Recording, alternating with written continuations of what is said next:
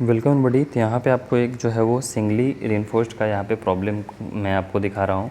अब देखो इसमें जो है वो आप बहुत ध्यान से समझना, और ज़रूरी नहीं कि हर प्रॉब्लम ऐसा ही आए आपके पास, लेकिन एक जो है वो टिपिकल प्रॉब्लम मैंने ले लिया है कि ये प्रोसीजर आपको फॉलो करना पड़ेगा।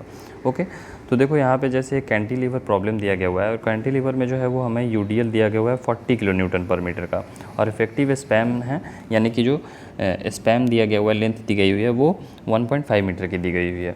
अब हमें LSM यानी कि लिमिट स्टेट मेथड से जो है वो डिज़ाइन करना है बेंडिंग मोमेंट के लिए और शियर फोर्स के लिए, और इसमें जो है वो हमें क्रॉस सेक्शन भी ड्रॉ करना है, और टाउसी का वैल्यू 0.5 MPa हमें लेना है, और कुछ फार्मूलाज दिए गए हैं, लेकिन ये फार्मूलाज जरूरी नहीं कि हमेशा दिए ही जाएँ।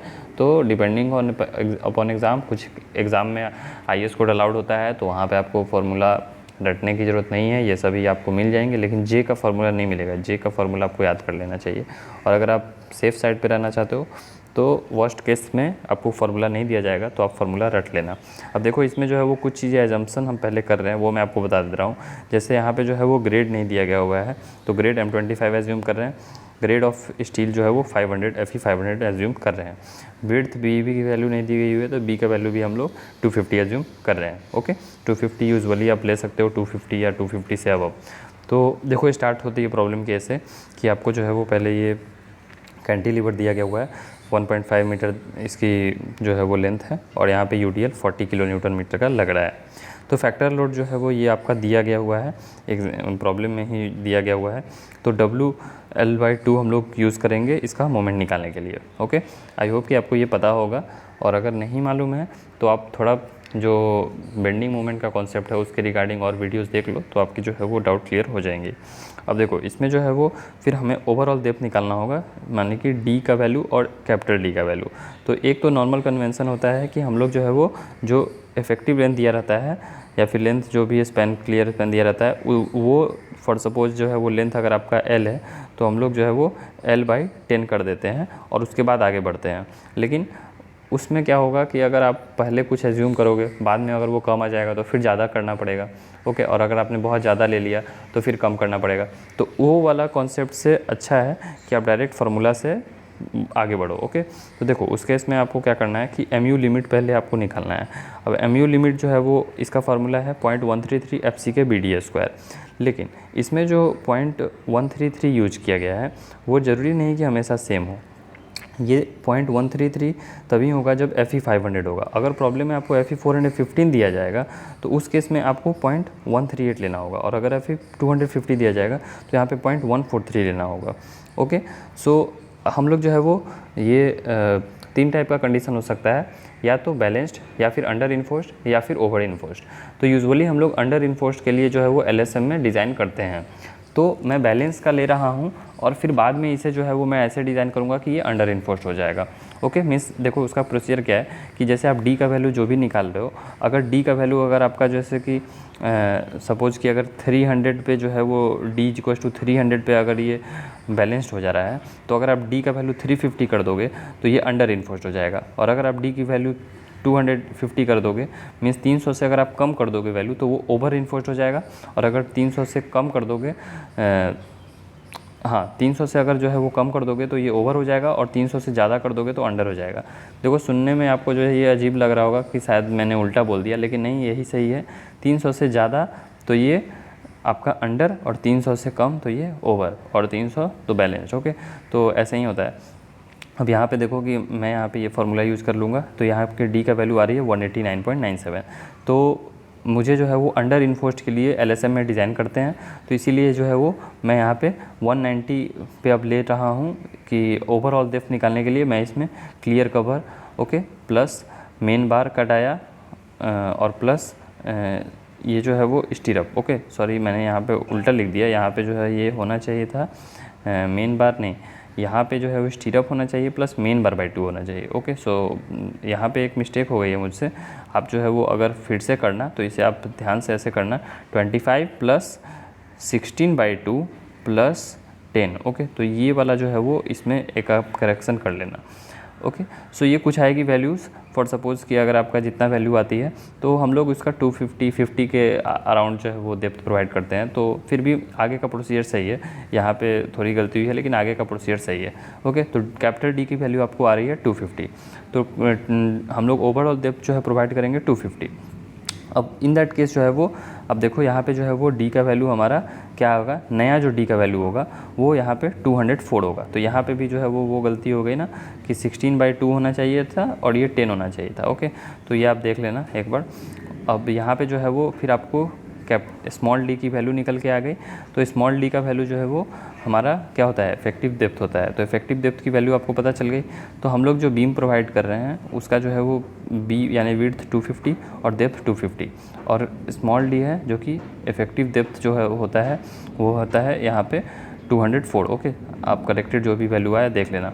ओके, अब यहाँ पे देखो कि जे का वैल्यू हम लोग को निकालना पड़ेगा। जे का वैल्यू के लिए आपको ये वाला फार्मूला यूज करना पड़ेगा जो कि आपको यहाँ पे एग्ज़ाम में प्रॉब्लम में दिया हुआ था, लेकिन ज़रूरी नहीं कि ये फार्मूला आपको हमेशा दिया रहे, तो उस केस में आपको ये फार्मूला याद करके जाना है। अब आगे आप पढ़ोगे तो इसमें जो है वो देखो यहाँ पे जो है वो जे के लिए 30 × 10⁻⁶ मैंने कर दिया है, वो ऊपर में भी मैंने किया हुआ था। तो आप ऐसा इसलिए समझो क्योंकि यूनिट कन्वर्जन के लिए, जैसे एमयू का जो है वो यूनिट 30 किलो न्यूटन मीटर है, लेकिन यहाँ पे जो है वो ये 250 है, तो वो किस में है, तो वो तो एमएम में है। तो मुझे जो है वो उसके लिए मैंने 10⁻⁶ से मल्टीप्लाई किया है। ओके, सो यहाँ पे आपको इस वैल्यू में फार्मूले में वैल्यू पुट कर दोगे तो आपको जे की वैल्यू निकल के आ गई। अब इसके बाद जो है वो एमयू का फार्मूला आपको है, एमयू क्या है, मोमेंट है। तो मोमेंट क्या होता है, फोर्स इनटू डिस्टेंस।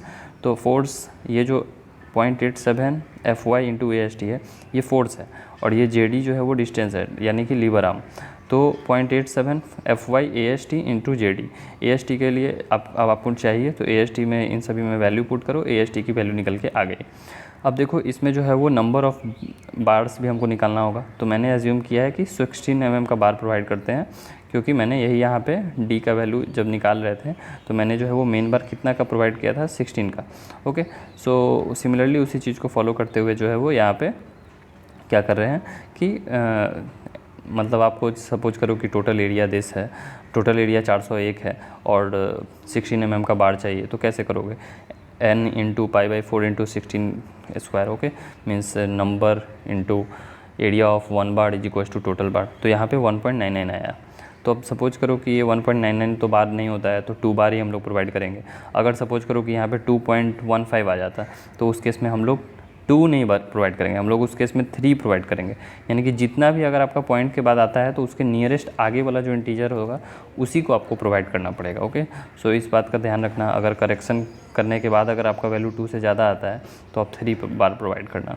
ओके, और आप चाहे तो ज़रूरी नहीं 16 mm का ही बार प्रोवाइड करो, आप चाहे तो 12 mm का भी बार प्रोवाइड कर सकते हो, तो उसमें नंबर बढ़ जाएगी। आप चाहे तो 20 mm का बार प्रोवाइड करो तो वो नंबर घट जाएगी, लेकिन मिनिमम 2 बार्स प्रोवाइड होने चाहिए। 2 बार से कम आप प्रोवाइड नहीं कर सकते। ओके, अब यहाँ पे देखो तो आपका ये जो है वो नॉर्मल सा एक डायग्राम बन रहा है कि ये एक बीम का है क्रॉस सेक्शन और नीचे में 2 बार, तो ये सिंगली रिइंफोर्स्ड। लेकिन अभी हमें शियर के लिए चेक करना है, तो शियर के लिए चेक करने के लिए VU का वैल्यू जो है वो शियर फोर्स है। VU क्या होता है कैंटिलीवर में, ये WL होता है। अब ज़रूरी नहीं कि ये WL ही हमेशा VU का वैल्यू हो। नेक्स्ट प्रॉब्लम अगर सपोज करो कि सिंपली सपोर्टेड बीम हो जाएगी तो वहाँ पे फार्मूला क्या हो जाएगा, WL/2। तो यहाँ पे जो है वो WL मैंने किया, 60 का वैल्यू 60 आ रहा है। उसके बाद फैक्टर्ड शियर आपको निकालना होगा, तो फैक्टर्ड के लिए 1.5 से आप मल्टीप्लाई करोगे। उसके बाद आपका जो है वो नॉमिनल शियर स्ट्रेस निकालना होगा जो कि τV होता है। तो τV = VU/BD।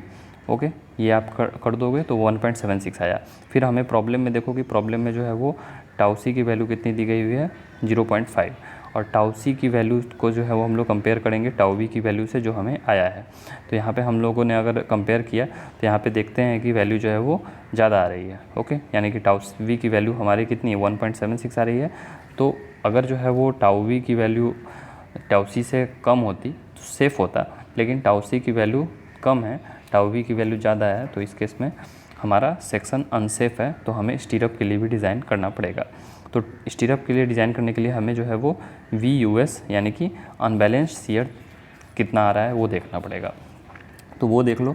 अगर सपोज करो कि जैसे एक मैं केस बताता हूँ कि अगर टाउ सी की वैल्यू अगर आपकी ग्रेटर देन टाउ वी आ जाती तो क्या आप स्टीरअप नहीं प्रोवाइड करते, हम लोग स्टीरअप फिर भी प्रोवाइड करते हैं। तो हम लोग उस केस में स्टीरअप जो है वो स्पेसिंग 300 mm पे रखते हैं। ओके, 300 mm पे रखते हैं। लेकिन अभी ये स्पेसिंग बदल जाएगी तो वहाँ पे जो है वो अब एक फार्मूला यहाँ पे और है।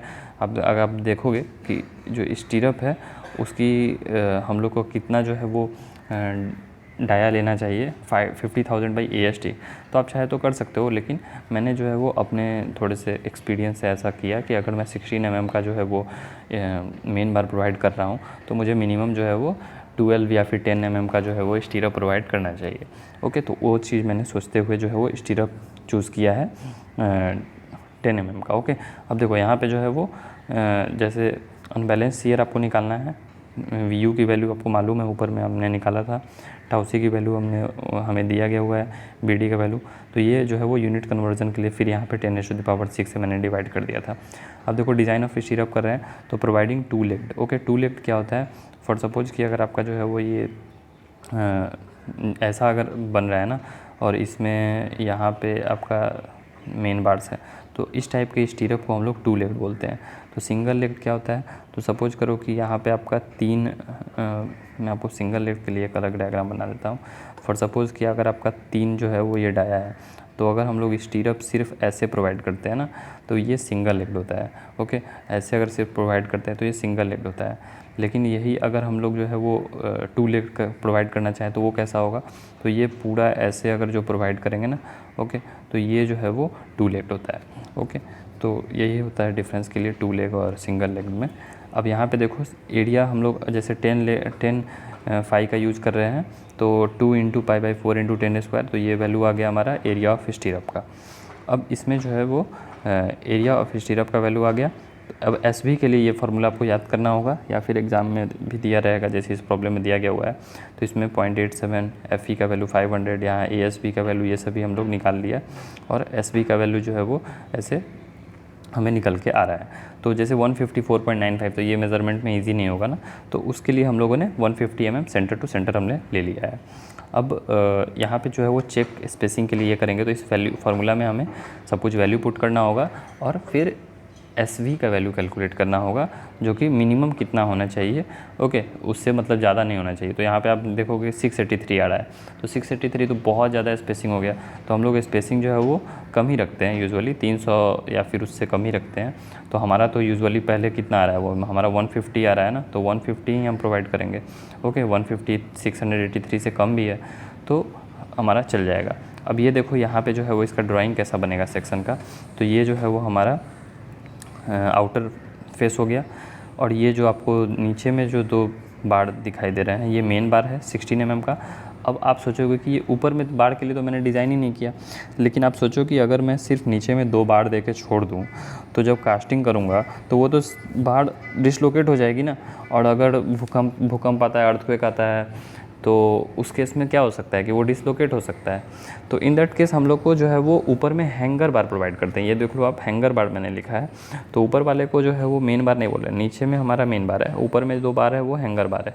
अब हैंगर बार भी हम लोग उस हिसाब से प्रोवाइड करते हैं कि नीचे में कितना प्रोवाइड किया है। तो फॉर सपोज़ कि नीचे में अगर हमने 16 दिया है तो ऊपर में हम लोग को 10 या 12 से कम नहीं देना चाहिए, क्योंकि हमने स्टीरअप भी तो 10 का दिया है। तो उसी हिसाब से हैंगर बार भी प्रोवाइड किया है मैंने, और स्टीरअप हम लोग प्रोवाइड कर रहे हैं जो कि 2 लेग्ड। अब 2 लेग्ड का जो है वो एक ऐसा सिंबॉलिक रिप्रेजेंटेशन होता है, 2 और ऊपर में ऐसे L लिख देना, तो ये 2 लेग्ड का मतलब हो जाता है।